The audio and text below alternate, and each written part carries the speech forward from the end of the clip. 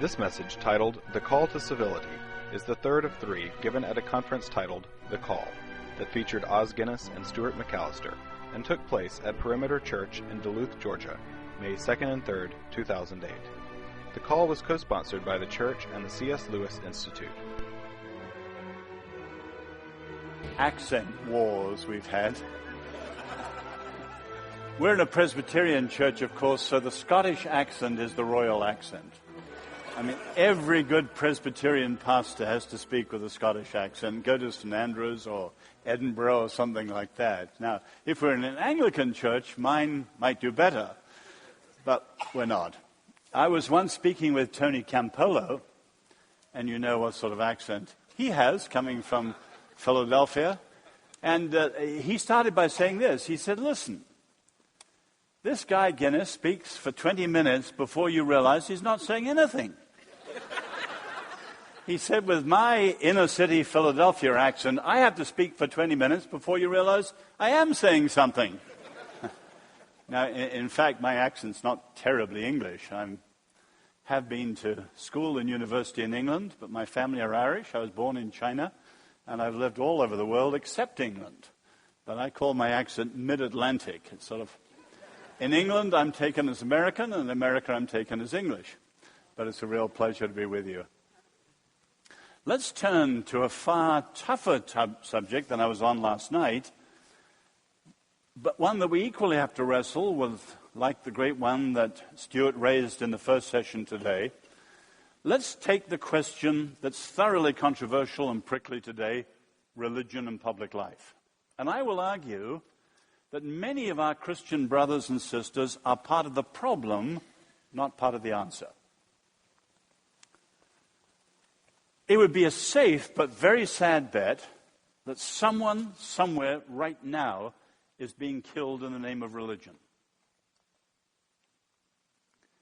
We've been sickened by the years of watching the Sunni-Shia violence. But if we went to Kashmir, it would be Muslims and Hindus. Or we could drop down to Sri Lanka and it'd be Hindus and Buddhists. Not long ago, we could go over to Northern Ireland, be Catholics and Protestants, and so it goes. The last century ended with an arc of blood and violence that was a humanitarian nightmare. A witch's brew of ancient hatred spilling over all around the world. Now, immediately our atheist friends would say, there you go, religion. Divisive, violent, evil, as Christopher Hitchens says, how religion poisons everything. But of course they don't take on board the fact that, yes, religion, but also ideology. So more people died in the 20th century in regimes led by secularist intellectuals in the name of secularist ideologies than all the Western repressions and persecutions combined. It is tragically true that 100 million died in war, and another 100 million under political repression, and yet another 100 million through sectarian and ethnic violence. Now, as people look back over the 20th century, there are a number of very simple conclusions that we have to wrestle with as human beings who care for our world. The first is simple. The problem of how we live with our deep differences is a world human problem. How do we live with our deep differences? That sounds very abstract compared, say, with nuclear proliferation or global warming or HIV/AIDS or whatever it is. But more people will die because of that than the other three. It is one of the world's great global questions. We're living in a world that said everyone is now everywhere. Here comes everyone, as one of the recent books puts it. In other words, you have entire religions and ideologies that are not just private preferences, but entire ways of seeing the world and entire ways of living elbow to elbow with other entire ways of seeing the world and entire ways of living, all in the same society. And never has that exploding diversity been on the scale it is now because of our modern travel, because of our modern media, and above all because of our mass movements of people, which we see in the West through challenges of immigration. The problem of living with our deep differences is one of the world's great issues. Second thing you can see is this is exacerbated in the age of the internet galaxy by the emergence for the first time in human history of a global public square. Now, we're Westerners. The public square is an old idea to us that goes back to the Greeks. And if you look at the Greek idea of the agora, or the Roman forum, there was a literal place, a square, where citizens came together to deliberate and to debate and then decide the issues of their common life. And that was the public square. And as you know, the Greeks, as they put it, did not want what they called tribespeople, people who only thought in groups. They did not want what they called idiots. And they didn't mean people a little mentally daft, but they meant people who only thought in terms of their private interests. They wanted citizens, people who were individuals, but could think and debate and discuss in terms of the common good, the common vision for the common good. And they did it in the public square. Now, as this developed in our Western history, take, say, the rise of modern democracy, it was a metaphor, not a place. It wasn't Westminster Square, Lafayette.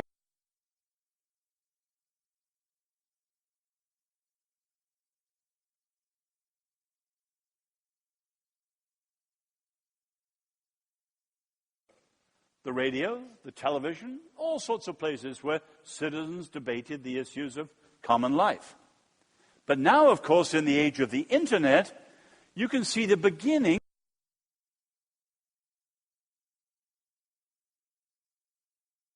not speaking to the world today, we can be heard by the world today. I first noticed this when Jerry Falwell, the late Jerry Falwell, made some rude remarks about Muhammad in Lynchburg. Now, Lynchburg is not exactly the capital of the universe, let alone the United States. But rude remarks in Lynchburg, riots in Lahore. He wasn't speaking to Pakistan, but he was picked up in Pakistan, and the responses were there. Since then, of course, we've seen the Danish cartoons or the response to the Pope's speech at Regensburg. But you can see the simple lesson. Even when we're not speaking to the world, we can be heard by the world. I could make some very rude remark today about who knows what, and who knows what response there could be tomorrow. I'm not going to do it. But you can see that is the age of the internet, and things can be picked up like that, and nothing today is private. Barack Obama discovered after his remarks in San Francisco, and so on. We can be heard by people that we're not intentionally speaking to. Now the question is, how do we live together in the global public square? There are no rules for that. And we've got to figure that out in the next 50 years. But there's a third little lesson that people saw as they looked back from the vantage point of the end of the 20th century, and that was America, who Madison said had the most nearly perfect solution, what he called the true remedy for religion and public life. The United States, which has prided itself on being the Novus Ordo Seclorum, the new order of the ages, the city on the hill, and all these things, today is not doing very well either. Now you can see the irony of that. America has been described as the world's first new nation, in the sense that the United States, 200 years ago, wrestled with many of the issues that are at the very heart of our modern world. So it's the first modern new nation. And there are issues that wrestle with other countries didn't. So the framers talked of it as the new order of the ages and so on, with the idea it would be an example to the world, the city on the hill, which Winthrop and more recently Reagan referred to. But of course, in those early days, the rest of the world wasn't interested. They were not wrestling with what we call today the modern problems. But they are today. When I grew up and went to school in England, it was incredibly homogeneous on the whole. There was some diversity, but in the school I went to, the only person who was not an Anglo was actually the son of a very wealthy Indian business leader.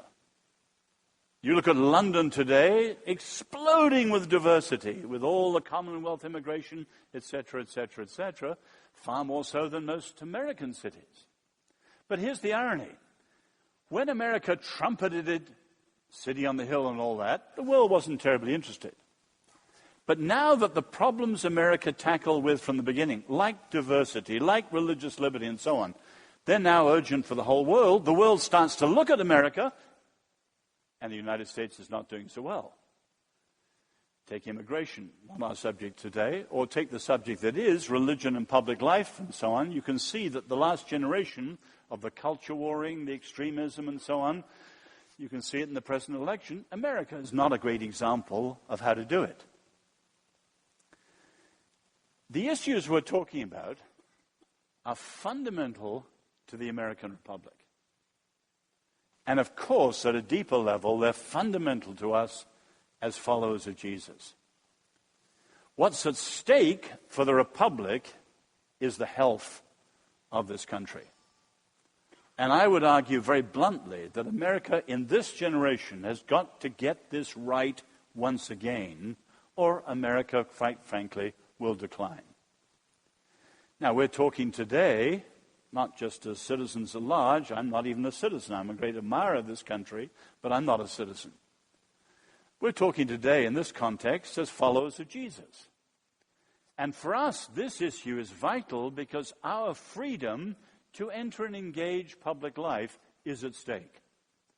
And if the culture warring goes on, and as I said bluntly, some of our brothers and sisters are part of the problem, not part of the answer, then our freedom to enter and engage public life will be at stake.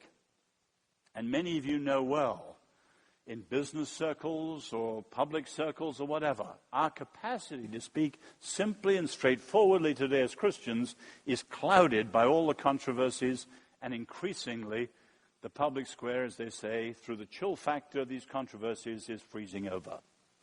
There are very deep stakes. And we have to sort out what we believe on this, what is best for us as followers of Christ, what is best for America as a great republic, and see these things restored, or this country and our Christian freedom and the freedom of many others is crucially at stake. Now, let's unpack it, and this time you've got the outline of what I'm saying, I believe, in your books. Let me go through at a relatively fast speed a number of issues that have to be grappled with to really work towards a viable solution today, and we've got to stand for whatever we believe is that constructive solution. Start, though, by seeing that this country is one of the three major settlements of religion and public life in the Western experience. If you look at the West, the three greatest settlements, in other words, arrangements for dealing with religion and public life, come from France, England, and the United States. And I said, I'm an admirer of this country, and I will argue your way is the best, but we need to understand them all in their historical context. Because what's happened is a very decisive year casts a long formative shadow down the centuries, so that today we're living in the light of what happened way back then. Now, what happened way back then for the French is quite clearly what? The Revolution.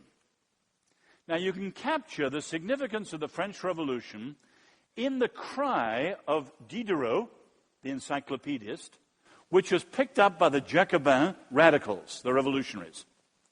And their cry was this: we want to strangle the last king with the guts of the last priest. A little gory and brutal, but you unpack that and you've got the whole French.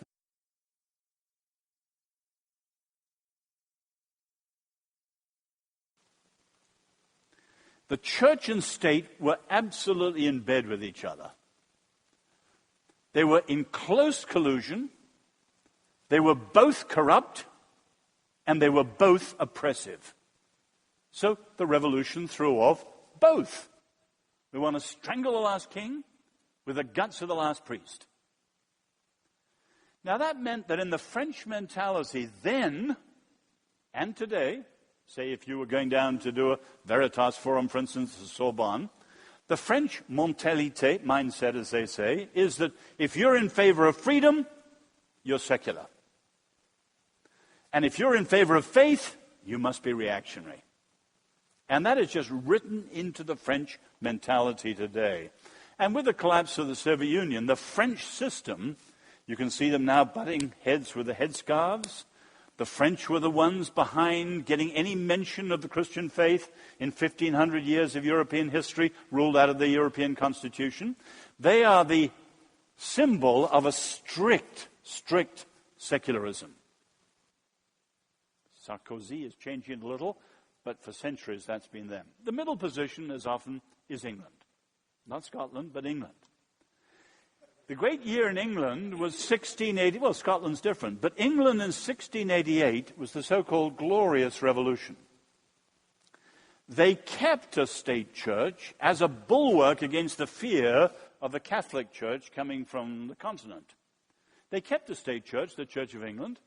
And even the Presbyterians would admit the Church of England was at least half reformed. It wasn't corrupt. It wasn't oppressive. There was certainly discrimination. If you were not Anglican, you had to go 5 miles out of town to worship.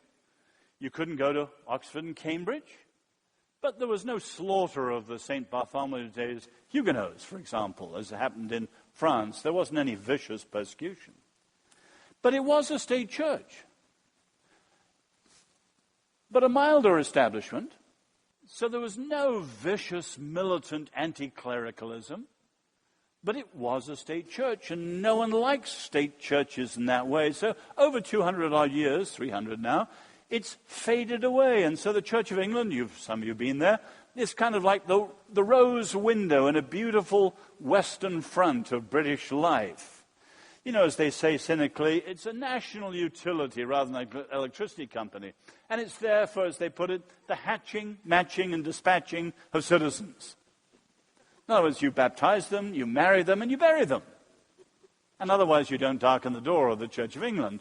And there are all sorts of statistics bandied around. There are more people who go to the mosque on Friday than the Church of England on Sunday, and so on. That's a little misleading, but those sort of things are bandied around. You've got a state church and a reaction against it, but a slow withering away because it was not that corrupt, and it certainly wasn't that oppressive. Now you move down the line, and you have this country. And the key year is what? Don't say 1776. It's actually 1791 when the First Amendment was passed in New York. And obviously, religion was disestablished, and as you know well, it flourished not despite disestablishment, but because of it. Because it became voluntary based on the dictates of conscience. Now, let me shift quickly, because I'm in support of that, not the other two, but you've got to understand the historical context. What was the difference that made to the whole American Republic? And you should know that the First Amendment, the first 16 words, the religious liberty clauses, they are the most decisively distinctive part of the Constitution. Americans think of separation of powers. That's not distinctive. Switzerland had that long before America. Montesquieu and others talked about that long before the framers did. The separation of powers, checks and balances, that isn't unique at all.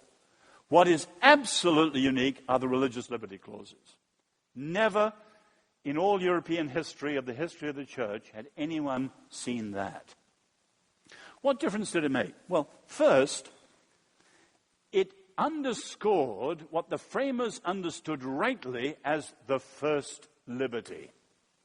Religious liberty. Now, that's not fashionable today. If you ask most people what's the first liberty, what would they say? Most would say free speech, some freedom of assembly, some freedom of the press. Not for the framers. Logically and historically, religious liberty was the first liberty. Just think of it logically. Why do we value freedom of assembly? You want to have the right to get together with people you want to get together with. Well, if you think through why, obviously, freedom of assembly assumes freedom of speech. You want to get together with people to whom you want to say something that matters to you. But equally, freedom of speech assumes and requires freedom of conscience.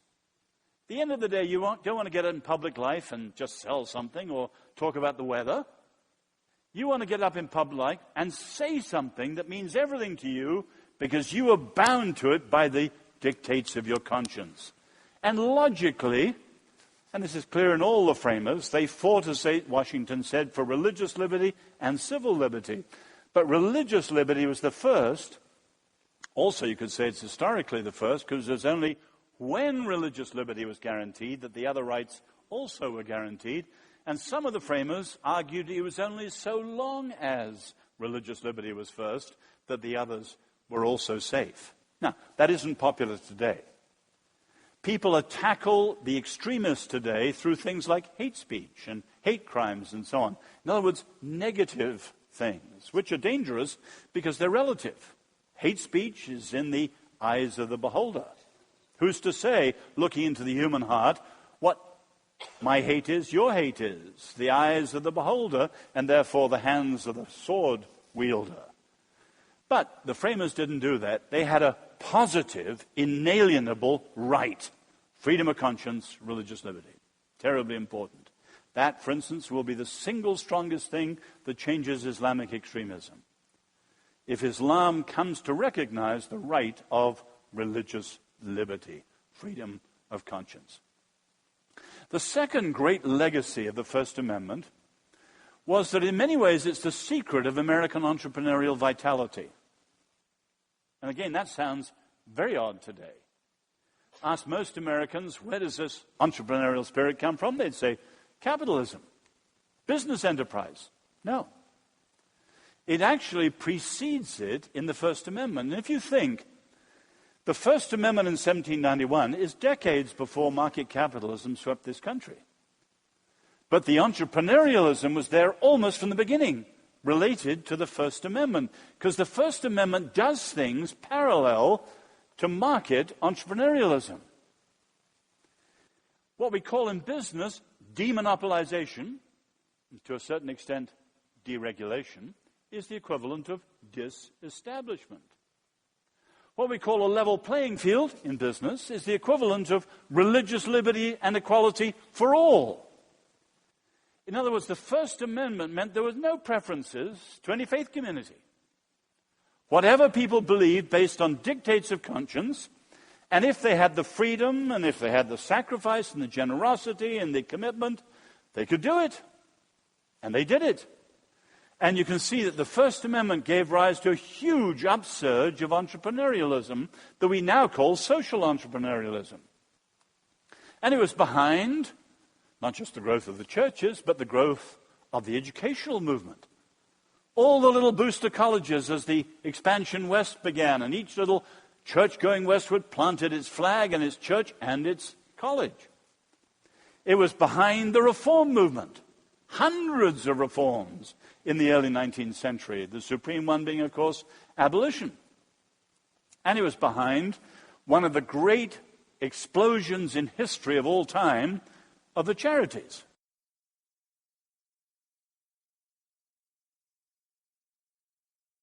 There's no question that in Europe and in this country in the early 19th century, never have more people been cared for at a single time than that moment. And the entrepreneurialism of the First Amendment was behind it. And most of it was evangelical.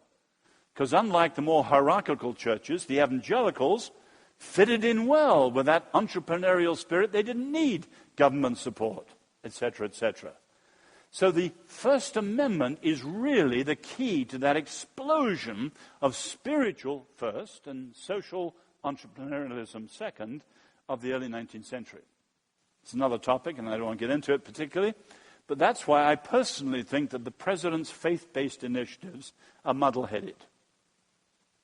Their motive is very worthy: to release and give a place for all the faith-based initiatives in our culture. That's a laudable motive.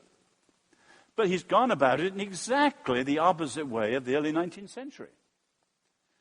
It was when the faith communities were on their own, with their own faith and their own trust in the Lord and their own generosity and their own sacrifice, that they did it all. Not when they put their noses in the trough of Uncle Sam. It was when they became independent. And you can see the rise of the voluntary association was led by evangelicals. It's one of our great creations in history. You had people like Leonard Bacon at Yale or others around him who were following William Wilberforce in Europe. And at first, Lyman Beecher, Leonard Bacon, they said the disestablishment of the Congregational Church in Connecticut would be disastrous. And they were bitter opponents of disestablishment. When it happened, to their surprise, within 3 years, the church flourished when it was disestablished. And they realized they'd been entirely wrong, and they were the founders of what Americans now call the voluntary association. The third great legacy of the First Amendment is social harmony. And here again, Americans know this so well, you almost yawn, and you don't appreciate the significance of it. I put it like this: the First Amendment has allowed the United States to bring together two things that rarely come together: strong religious convictions and strong political civility. And in this country, mostly, because there have been some egregious violations, they mostly complement each other rather than contradict each other. Now, there have been violations. You take, say, the Know Nothing movement. You take, say, the vicious Protestant nativism, which was persecuting the Catholics, or sometimes deeply anti-Semitic. There have been violations, and we should be the first to admit them. They're nothing on the order of the European Crusades or the Inquisition or anything like that. But there have been violations in this country. But generally speaking, if you look at America's great problems, the problem of religious diversity, the problem of race, the problem of women, the framers got religious liberty right almost perfectly from the very beginning. And that's to their credit. They did not, as we know tragically, get race right. That's America's abiding curse. They did not get women right for a long time. And that was 1920s. Very, very slow in coming. But the framers did get religious liberty right. Now, to see that, you need to contrast this country with other countries around the world. They usually have one or the other: strong political civility or strong political religious convictions, but not both. Take Western Europe. In the years after World War II, with the one exception of Northern Ireland, before the influx of the Commonwealth and North African immigration came, Western Europe was remarkably civil about religion. But I met several of you in the last day who've been to Western Europe a lot of times. You would say to yourself, big deal. There isn't any religion to be uncivil about. Contrast Scandinavia with the Scandinavians here. In the upper Midwest, Minnesota and so on, church-going is still way above the American average. It's been as high as 7%.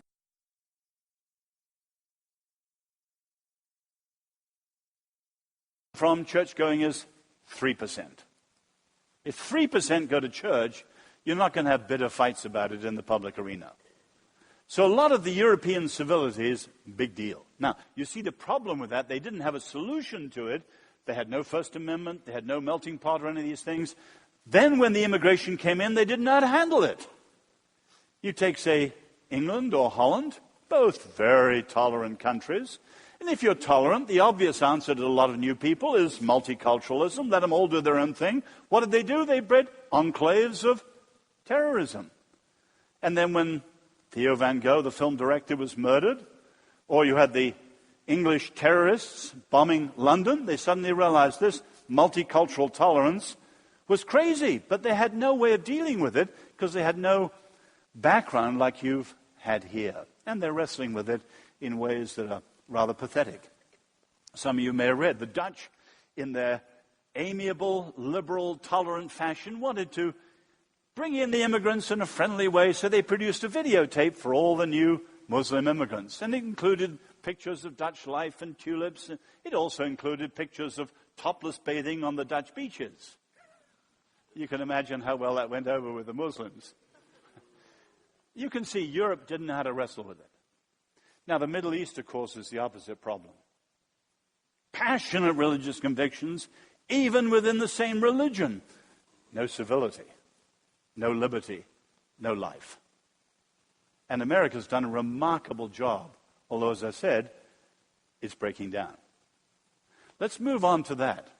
What are the factors since the First Amendment that have changed things so that the American settlement is not doing as well as it used to? They're relatively obvious, and it's the third one that bedevils the other ones. The first and obvious one is an exploding pluralism. In 1791 or earlier, the most diverse place on the earth were the Middle Colonies. There were scores and scores and scores of sects, say, in Pennsylvania. But they were all Protestant. Dutch, Swiss, German, Scottish, you name it. Scores of them. They were Christian. And then came sizable numbers of Jews. And then sizable numbers of Catholics. And then in the early 19th century, you had the Made in America religions like the Mormons, Jehovah's Witnesses, and so on. And you can say that right down until the 1950s, America was incredibly diverse. But it was a very loose biblical diversity. Not with a capital B, not that we say the Mormons are Christians.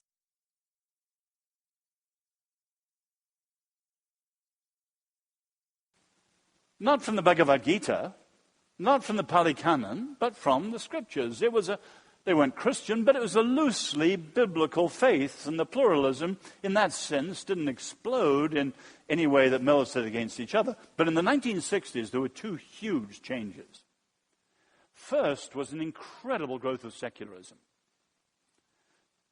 In the early 60s, secularism was about 2% of Americans, and went up to 8, 9, 10, 11, polls differ, but it's the biggest increase, religiously speaking, in the 20th century. And, of course, the most significant, because that's the educated classes. On the other hand, you had an explosion of all the world's religions. Think of all the Buddhists who came in after the Vietnam War, and so on. The growth of Muslims converted in jail through the Black Power movement, and so on and so on and so on. So now, you can say you've got an example of every religion in today's world somewhere in America, most probably in California, where my wife comes from. Now, how do you handle that? What does, say, school prayer mean in Southern California when you've got 90 religions in one school district? Christians get very upset about this sometimes. But I met a Georgia parent who was a Baptist who'd moved to Utah. And we were discussing this. He said, I couldn't for the life of me when I lived in Georgia, this is 20 years ago, couldn't for the life of me see what the Jewish parents were worried about when they objected to Christian prayer in our Georgia public schools. He said, until I went to Utah, and my little son was now the Jew in the class of a room full of Baptists, except they were Mormons.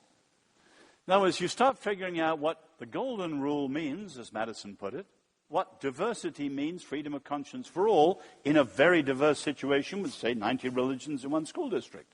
There are Christians like Michael Novak who argues, and obviously the principle is one in, or one out, all out. If religious liberty is equality for all, freedom of conscience for all, the minority as well as the majority, Michael Novak is a good friend of mine, and it's a perfectly legitimate argument, would say one in, all in. In other words, you'd have a Christian prayer and a Jewish prayer and a Muslim prayer and a Hindu prayer and a Wiccan prayer. You go on down the line every day of the school month. I think that would lead to absolute apathetic indifference to all the faiths. You know the statement of Ronnie Knox, comparative religion makes people comparatively religious. And that's the effect of that sort of sloppy, we're all-inclusive type of approach. I think in public schools, one out, all out. The public school isn't the place for teacher-led worship. Of course, the Equal Access Bill ensures the right of Christians, or Jews, whoever wants to to pray when it's not teacher-led. And young life classes and all that, absolutely legitimate. And the ACLU is the other extreme, getting even that out if they can. That's wrong. But teacher-led prayer, I think no. In a day of exploding diversity. Now, we've got to think that through. I'm sure a lot of you disagree with me. The second huge change is an expanding statism. This country has never had a church and state. It was always churches and states, even when there were established churches, Virginia for a while, Connecticut, and so on and so on and so on. But the important point was, in 1791, churches were close physically, and they were strong spiritually and socially in the lives of their members. And the state, whatever it was a long way away.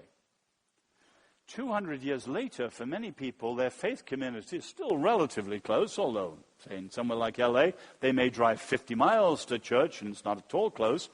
But more importantly, the state is huge. Just take April the 15th. Many people's lives, the state is far stronger and more important in their life than their faith communities. Many faith communities, sadly, are on the level of a golf club membership or whatever. And you can see some of the worst decisions from the Supreme Court have been made in the name of the state. Now, you could argue, but many religious liberty activists would say, and the details don't matter, the worst decision recently on religious liberty was the Smith case. We needn't go into the details. What's interesting, the Smith case, which produced a furious reaction among religious liberty activists, was argued in the name of the state. But it was argued not by one of the liberals on the Supreme Court, but by the most conservative and the most devout, but in the name of the state. And you can be sure the state with zoning and various other things is going to be a real menace to our religious liberty in the future unless we get this right. But it's the third factor which has changed everything. An emerging separationism. Separationism.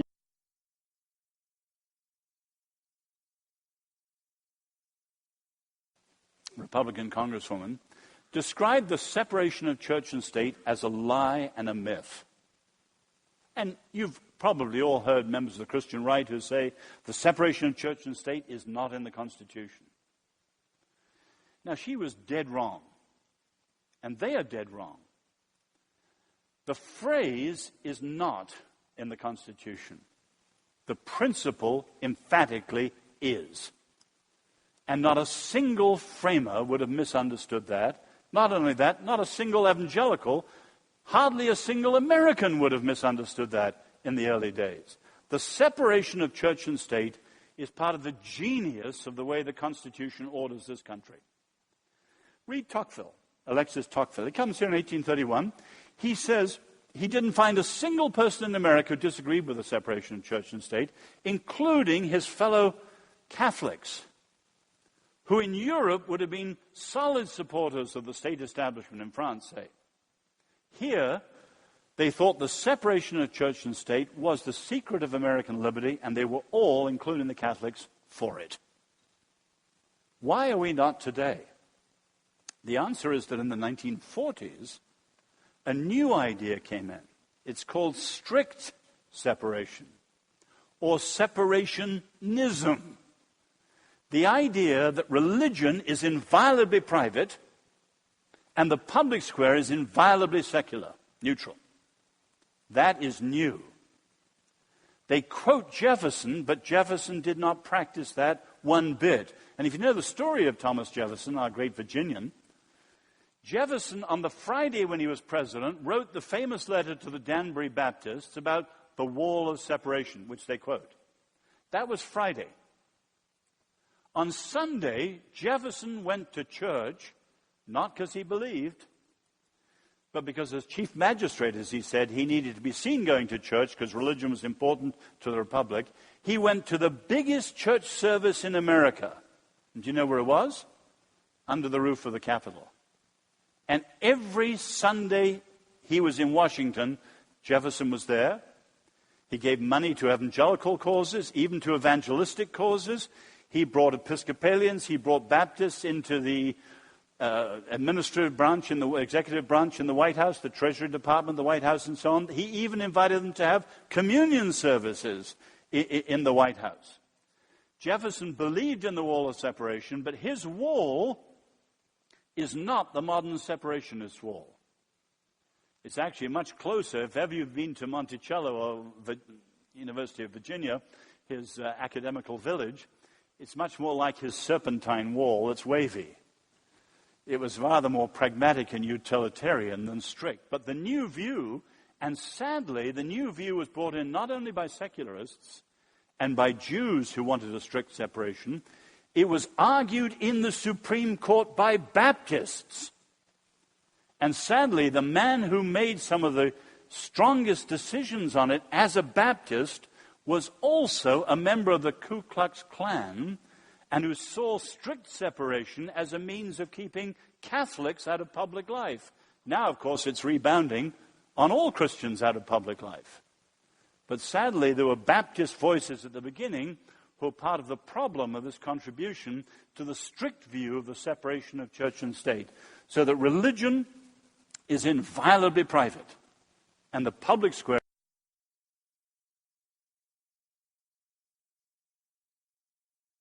Baptist voices were there at the beginning, very, very foolishly and unwisely, and sadly for rather evil reasons. And that bedeviling factor now comes down to us. And of course, it's part of our culture wars. So let's move on to where we are right now, because what you have is the culture warring of which religion and public life is the holy war front. There are many other issues. But religion and public life, beginning with Madeleine Murray O'Hair, the school prayer cases in 1962, right down to the controversies today over the Ten Commandments, over Christmas carols, over the cross and the Los Angeles crest, and so on. There is no end to what now cannot be sued about. We're in a highly contentious, litigious moment where religion and public life is the source of endless controversy. Now, as many of us see it, there are actually two extremes. You might disagree with me on this too. Two extremes. But I'll describe it as people like Richard Newhouse and I and a number of others see it. At one extreme, you have what's called in the culture warring the sacred public square. Those who know that no faith can be established, but one faith should always be preferred. Now, obviously, supporters of school prayer would be in that camp. The Reconstructionists are a very extreme version of that camp. But importantly, almost all the religious right are seen by their opponents as in that camp, a sacred public square which would privilege the place of the Christian faith. Of course, behind it you have Muslims who'd like to replace the Constitution with a caliphate and have Muslim influence in the sacred public square. Now, we haven't time for a full argument. Put very simply, any notion of a sacred public square where someone's faith is privileged over all others in a society as diverse as this is unjust and unworkable. And it will always create endless controversy. Now, I would just point out this, even if you disagree with that. Europe, as many of you have mentioned, and we've actually talked about it in the course of the last 24 hours, Europe is deeply secular. The principal reason, not the only one, but the principal reason for European secularity today is corrupt state churches yesterday. Sadly. America never had that problem because of the First Amendment. Congenial, hospitable to all faiths, and the high noon was the Eisenhower era when Eisenhower welcomed religions of all sorts, whatever people believed, and so on. We're a long way from that today. In the last 30 years, the combination of the culture warring and the rise of the religious right means you can trace a steadily mounting American reaction to religion, which in the educated classes is the American equivalent of the European repudiation of religion. Earlier on, the reaction was to religion in public life. And you have books like Kevin Phillips's American Theocracy, or Christopher Hedges' American Fascism. Ludicrous, you say, but they're reacting to the religious right and what they see behind it, the Muslim extremists. And I would say sadly that many of our brothers and sisters, through their unwisdom, have produced the very thing they fear. And when you read the new atheists, they are irrational, they are intolerant, but largely in this country what they're reacting against is our brothers and sisters that they see as religious extremists. We have produced that fear decisively. Now, the other side's no better. It's what Richard Newhouse famously called the naked public square. And you can see they're made up of two main groups: secularists, in other words, those who have the philosophy, there is no God, there is no supernatural, but they're also made up of the strict separationists. They may not necessarily be atheists themselves, but they believe that religion has to be inviolably private and the public square has to be inviolably secular. The combination is what's called legal secularism, but the effect is keep religion out of public life. Now, that's even more unjust and even more unworkable for a simple reason. Most Americans are still religious, overwhelmingly Christian, but many other religions do. And to exclude everyone from public life is highly illiberal. You could argue that not only that, it actually undermines the way the framers created this republic and its notion of sustainable freedom, but that's another argument. But there's no question that the naked public square is deeply illiberal, although it's promoted by liberals, because they're asking religious believers to shed the very things that makes them who they are and allows them to see the world they do. The constitutional showers, as it were, we're asked to go through are rather like a constitutional equivalent of what leads to the gas chambers. We're not allowed to be the human beings we know ourselves to be in public life in this view. Now, it's beginning to crack. It used to be supported in this country by people like John Rawls, who's very influential in the political world, and in Europe by Jürgen Habermas. But if any of you have followed these things, Jürgen Habermas, the European atheist, now is beginning to argue against Rawls and against the American liberals that religious voices should be in the public square. And Habermas now agrees with Pope Benedict against the American secularist views. So some of the strongest defenders, theoretically, politically, and so on, of this strict separation are in America, not now in Europe, which is one of the signs of hope in Europe. The alternative, I would argue, you have to think this through for yourself. The two extremes I've described are strong, they are very well funded, and they are very well defended. Batteries of lawyers. 20 years ago, one of the leaders of the ACLU said to me, there's a simple reason we will always win in the long run. We have more lawyers than anyone else. But they don't today. And now you have batteries of lawyers answered by batteries of lawyers and just endless litigation. And there's no end in sight to what can't be litigated and created into a controversy. Many of these things are ludicrous. The alternative, and some of us are beginning to argue for this, but at the moment there's no national leadership, there's no strong funding, and there are no batteries of lawyers, because this is something outside the law. It's closer to what Tocqueville called the habits of the heart. It's the vision of a civil public square. What do I mean? The word civility is a weak word today. It's probably a wimp word today. People think it's to do with dinner party manners and how you hold your fork and that sort of nonsense. No. Civility, properly understood, is a republican virtue, with a small r, and a democratic necessity in a diverse age, with a small d. What do I mean by civil public square?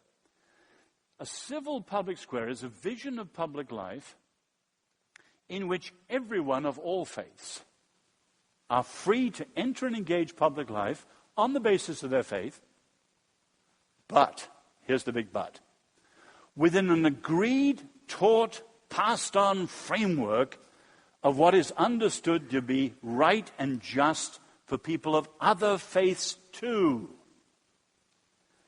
So religious liberty, freedom of conscience, means that a right for a Christian is immediately and automatically a right for a Jew and a right for an atheist and a right for a Hindu and a right for a Buddhist and so on. And one of the tests of religious liberty is, does it apply to the tiniest minority and the most unpopular community? Most unpopular in some circles today would be, say, Scientology. Well, Scientology, which I think is outrageous in what it believes, they have the right to believe it. So civility is a framework in which people are free to enter and engage public life, but with a commitment to what is just and free for others too. So a right for one is a right for another, and a responsibility for both. And our Christian rights are best guaranteed as we guarantee and safeguard the rights of others, even those with whom we disagree strongly. Now, of course, there are all sorts of implications of that, which, among other things, you have to persuade people rather than coerce them. I remember one of the founders of MTV said to me, talking about the pro-life movement, if the pro-life movement were persuasive, they would win the argument easily. He said if they were as persuasive as the Damas television ads, they would have won it long ago. But they don't try and persuade. They protest and pronounce and proclaim, baby killer, etc., etc., and they just alienate people. They're not persuasive like William Wilberforce. But persuasion is a necessary corollary of a civil society. If you disagree with people about marriage or life or whatever it is, you have to persuade them, as Wilberforce did over abortion. If we don't persuade, we can't expect to win the argument. Now, of course, persuasion, you can go too far in this, it assumes the old word, apologetics, the capacity to make a persuasive case for what we want to argue for. Not just for the resurrection, but for marriage. It's no use saying the Bible says to people who don't read the Bible or believe in God.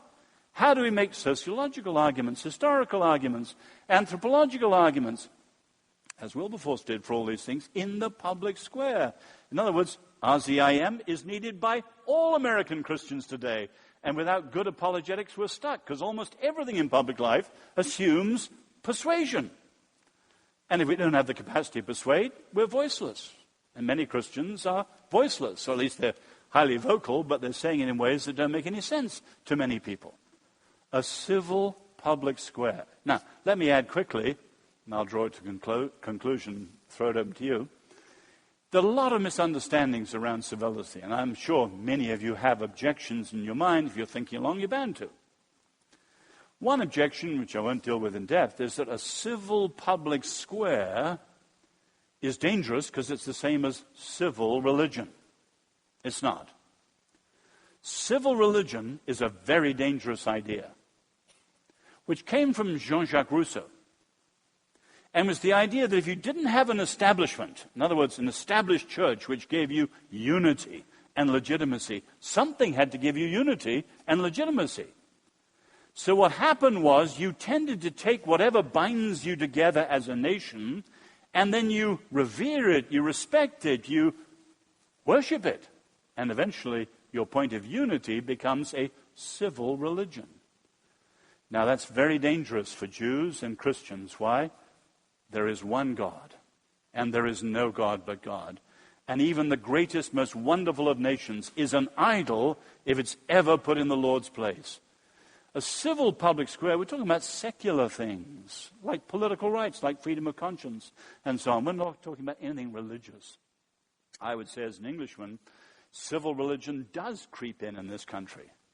You know, when Sunday overlaps with July the 4th, there are hymns that our church sings, wonderful church, evangelical church, I refuse to sing, about freedom's holy light and stuff like that. You know the hymn that comes from. That's not right. Freedom is a wonderful gift, but it is not sacred. It is not holy. The Lord alone is holy. All these things are wonderful secular gifts he's given us to enjoy on this earth. A civil public square is a secular settlement of these things. It's not civil religion. We don't worship even the best of our economic systems, our nations, or whatever. So don't confuse those. The second and far deeper confusion is people thinking a civil public square is a search for the lowest common denominator unity. And particularly the people who think the answer to religious diversity, and a lot of Christians do this, is a wonderful interfaith dialogue. And if we really love all these good people around us with different faiths, and we talk to them long enough, at some happy moment we'll get down to the place we all agree. Nonsense. That's utopian nonsense. The deeper you go, the more you see the differences are deep and irreducible. Take an obvious one. We worship Jesus as Lord and God. And our brothers and sisters in the early church would rather die than give the incense to Caesar as Lord and God. He is Lord and God, not just a prophet. A devout Muslim cannot remain a devout Muslim and say with us that he's Lord and God. And we equally cannot say that Jesus is just a prophet, as they would say. There are differences at the end of the day, and that's within the Abrahamic faiths. Move outside to the Hindus, the Buddhists, and the atheists. Differences are deep and irreducible. Civility is a framework within which we are free to be different, which means free to be faithful to our faith, and yet know how to negotiate those differences robustly but civilly. Now, generally speaking, the public square is not the place to have our apologetic arguments. I love apologetics, and I go to the Veritas forums and so on. But that's not the Washington discussion. Washington's talking about not the roots of our beliefs, but the results and how that touches things like the policy on abortion or the policy on marriage or the policy on debt or whatever it is. So we're discussing there the results of these things, but the public square, generally speaking, is not the place to be discussing the roots of these things, or you get into very, very bitter and deep controversies almost instantly. And we need to know the difference of when to speak and when not to speak, and so on. My own illustration is that civility is like the Queensberry rules in boxing. If you know the history of boxing, the Romans banned it. Surprising when you think of the Colosseum. Over 1 million humans slaughtered in the Colosseum. They loved that, but they thought boxing was too gory. Now, boxing was pretty brutal. The 19th century people sometimes, Colorado, bare-knuckle fights, London, prize fights, they fought for 100 rounds, and one or the other died at the end of it. Pretty brutal stuff.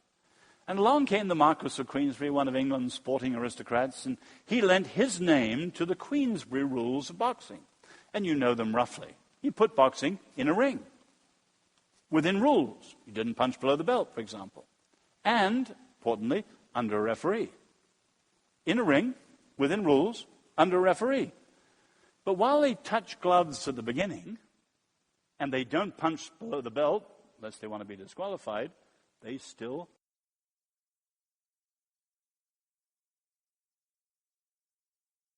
entered the ring. And the first year, he put out the abolition bill, defeated. Defeated, defeated, defeated, defeated, defeated. How many rounds did he go? 20 before he won the first time. 47 years before he won finally. But he went back in and back in and back in. That's democracy. Civility is not going to be handed to us because we're a majority. If we believe things are true,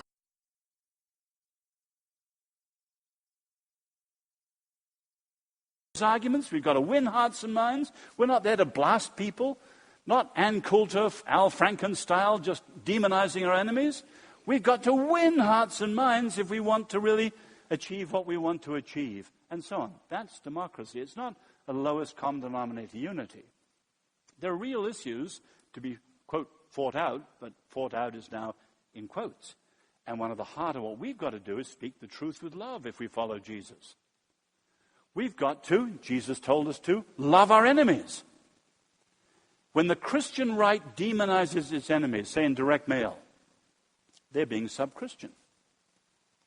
Jesus told us to love our enemies. When one of Wilberforce's enemies, and he had enemies who literally mugged him twice, physically ganged up on him and attacked him, let alone vilified him all the time. When one of his worst enemies died, he immediately saw the man's widow was given a pension. He was always gracious to his worst enemies. He loved his enemies because he was a follower of Jesus. So he did the Lord's work in the Lord's way, not just whatever it takes in the modern culture warring sense. The other misconception, I'm sure some of you have come across this with your friends, is that civility means a false tolerance. We eventually don't care about differences or truth. No. Interestingly, that argument today comes not only from fundamentalists who fear that, but also from the new atheists. You notice how Richard Dawkins and the others, they don't just refuse to tolerate extremists, they don't tolerate moderates who tolerate extremists, as they put it. And there is no one today more intolerant on the American scene than the new atheists, because they're afraid that tolerance means respect towards whatever. But if you think of it, this is the way I put it. The right to believe anything does not mean that anything anyone believes is right. Figure that one out. The right to believe anything, that's freedom of conscience. Now you just think, in our theology, the Lord allows us to choose an eternity without Him. He doesn't, as Roger Williams says, rape our conscience. If the Lord allows us freedom of conscience to choose against Him, there are actually deep theological grounds for freedom of conscience. It's not just a political right. There are theological reasons. The right to believe anything, that's freedom of conscience. But the right to believe anything doesn't mean that anything anyone believes is right. That's just plain nonsense. People have the freedom of conscience to believe things which are muddle-headed, which are untrue, which may be evil. But it means we have to debate respecting their right to believe what they believe, but we disagree with them. So we use all the means of persuasion and love and imagination to win them to something better, and so on. The right to believe anything does not mean that anything anyone believes is right. So we're not talking about a sloppy tolerance that covers everything. Of course, we know that tolerance is not the best word for religious liberty. That's why Madison changed it. Tolerance is condescending. It's always the strong tolerating the weak, the majority tolerating the minority, the government tolerating the citizens. That's not a right. That's condescension.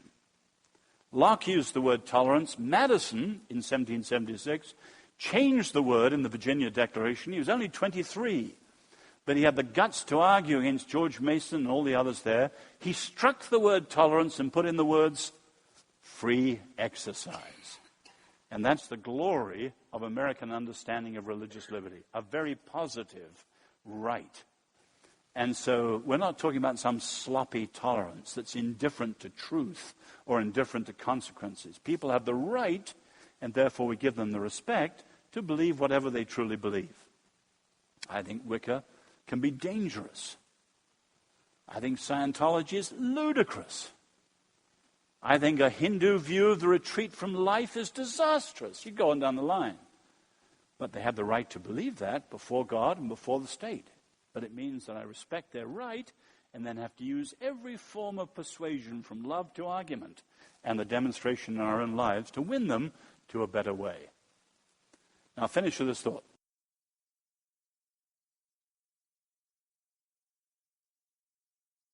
Gets it right.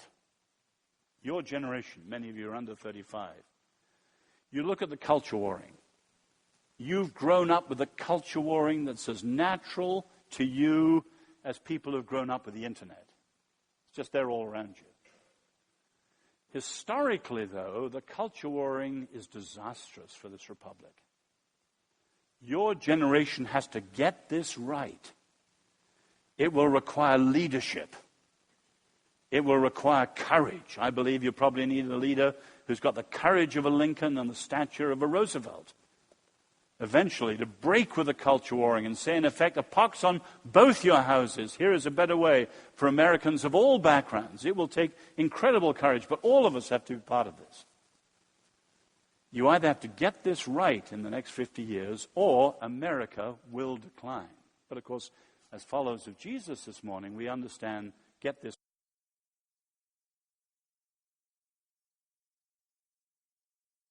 The great Alexis de Tocqueville, the greatest European commentator from the outside, as Stuart and I are, in our little way.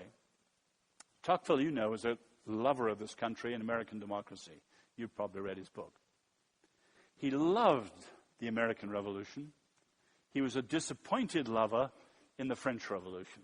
It just didn't work out, and all the governments after that were equally disastrous, including Napoleon.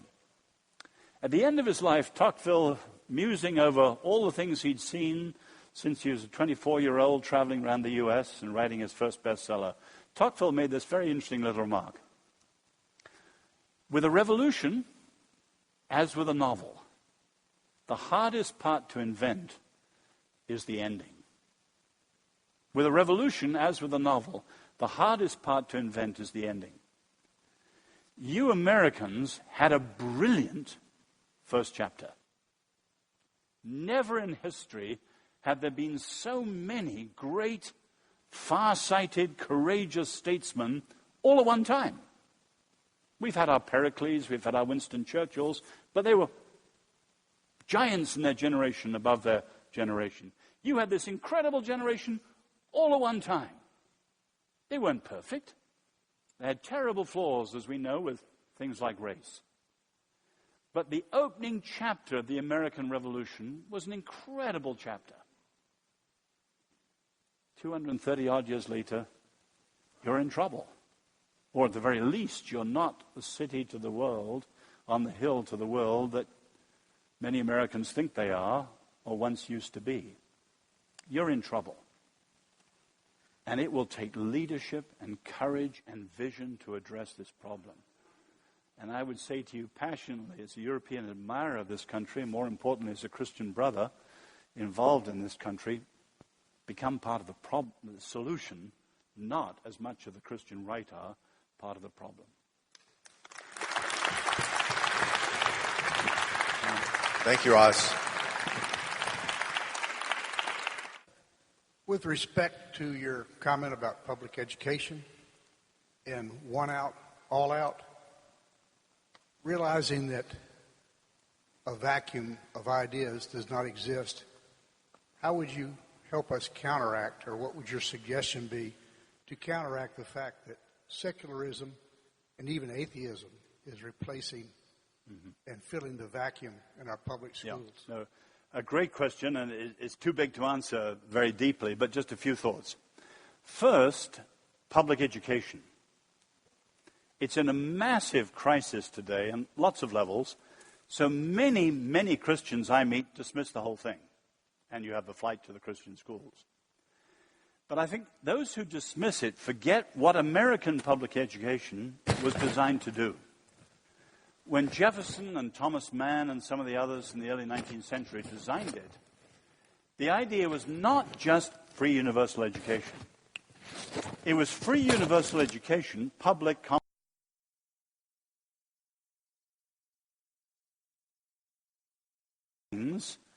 that transcended all the diversity of class and creed. So American values should have been taught. Now, the crisis today is not only a crisis educationally, it's a crisis civically. The public schools have long given up teaching the American unum, as it's called. In other words, your great motto, a pluribus unum, out of many, one, is not only a motto, it's an incredible achievement. But if it's not kept alive, America will balkanize. So you can see this in the immigration debate. I'm not arguing immigration broadly, but one of the missing themes in the immigration debate, people talk about the need for the immigration for business and the need for control of the borders and English as a second, and so on. What's missing is the idea of citizenship education.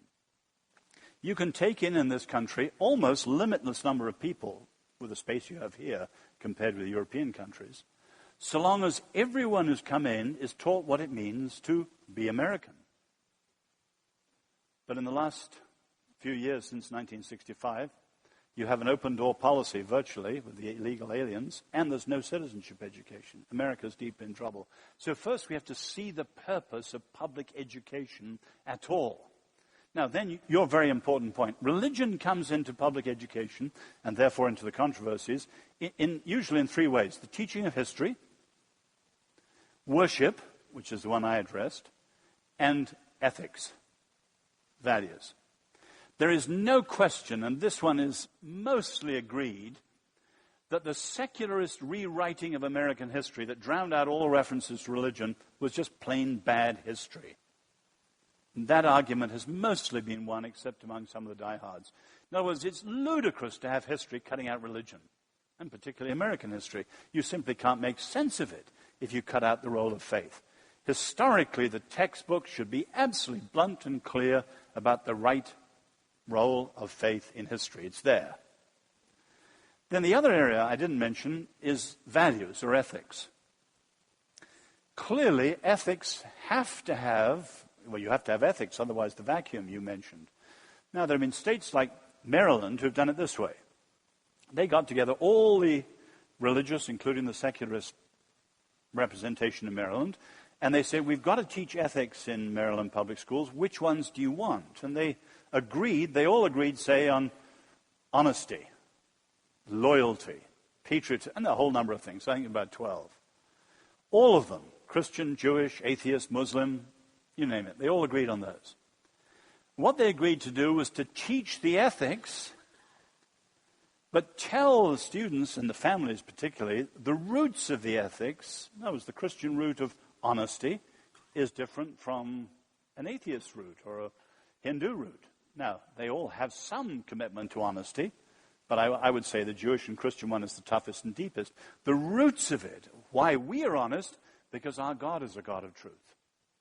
Now, that's not the place for the public schools to teach the roots in terms of why we as Christians believe in honesty, because God and his commitment to truth. We'll leave the others to teach they want, but we'll teach honesty in the public schools. So you cannot afford a vacuum that creates an ethical desert. Your point is a good one. So I personally am against teacher-led, official, school-sanctioned worship. But I'm in favor of very good teaching of history, including all religion, and very good teaching of values, except not teaching them the full why. Do you understand? Now, that's a shorthand discussion of a far, far bigger one. What is the best way to expose ourselves to a civil debate on issues? I'm finding Fair and Balanced just doesn't do it for me anymore. Well, Fair and Balanced is not very civil. And if you ever watched Bill O'Reilly pull the plug literally on people so they're left,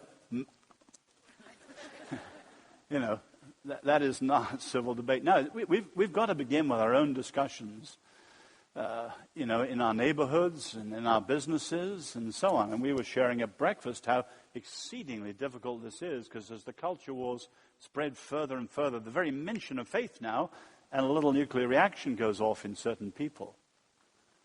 So we need to think as Christians. We begin with love. Are we, and I'm preaching to myself, are we first and foremost known for our love of people? And then take some other, if we speak the truth with love, or as it says elsewhere in the New Testament, with grace, how do we engage? For instance, I often meet on campuses students who come up from good Georgia backgrounds or whatever backgrounds. They want to be faithful to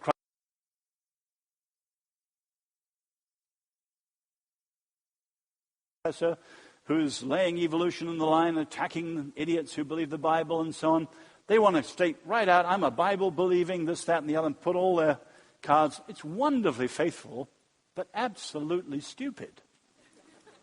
Because they lack the ability to persuade.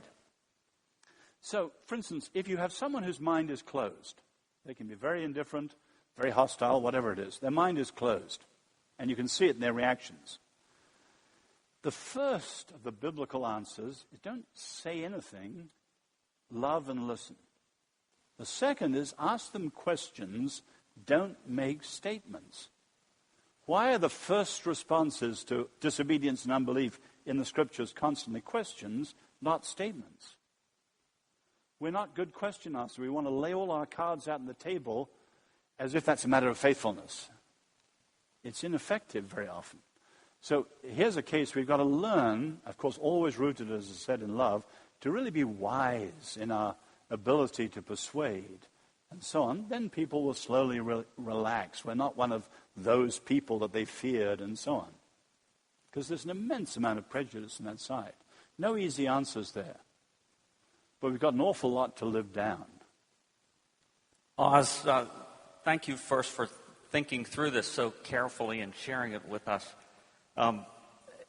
Is it fair to say based on what you've taught us today, that the only people that are not welcome in the public square are those who do not share the agreed values that we should be passing down about a civil public square? And should we as Christians be helping police the civility of the public square, even advocating for those we don't agree with their place to be there as part of that passing down of these values? Mm-hmm.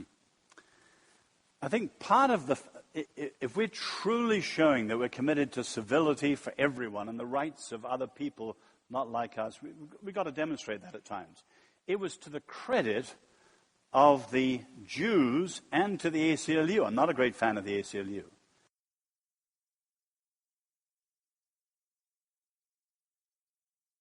Nazis to march in Skokie, Illinois.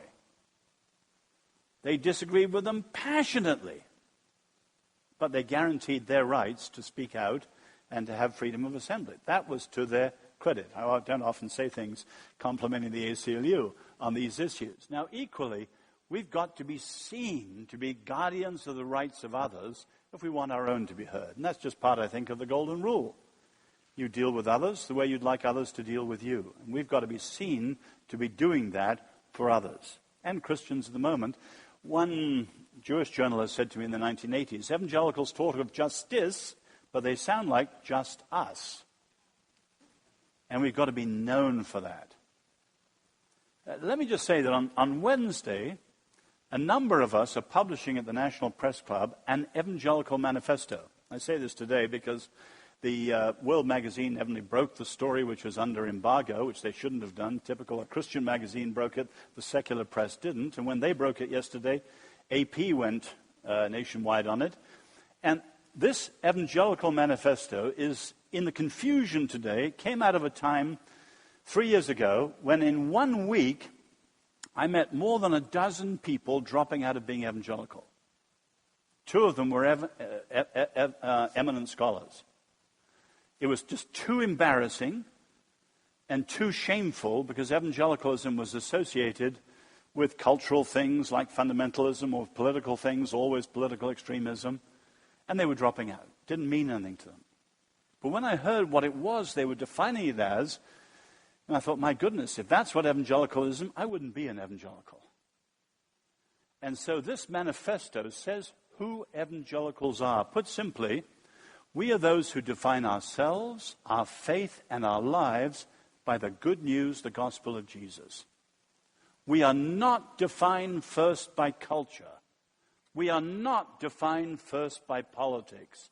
We are followers of Jesus. Now, the trouble is, even to say that, you can see this in the press responses, will itself be politicized? Because in the culture warring climate, everything is politicized, and so on.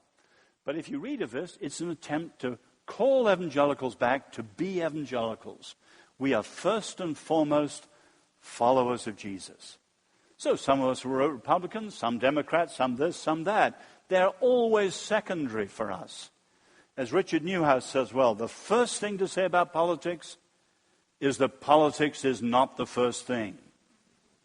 The main thing, I Coker again, is Jesus and his kingdom. Stewart said King Jesus. Not the Republican Party, not the Democratic Party, not the Tory Party, not the Socialist Party. We hang loose on all of these things. Yes, as the manifesto puts it, we are fully engaged, but never completely equated. We are Christ's people first and last, not Republicans, Democrats, Americans, English, French, Kenyans, or whatever. And you'll see this, the manifesto, it's trying to say that and call us back to a reform of ourselves, and that itself will be politicized. That's the crazy world in which we are. The preceding was a presentation of the C.S. Lewis Institute. In the legacy of C.S. Lewis, the Institute endeavors to develop disciples who can articulate, defend, and live faith in Christ through personal and public life. For more information, please visit our website at www.cslewisinstitute.org. Thank you.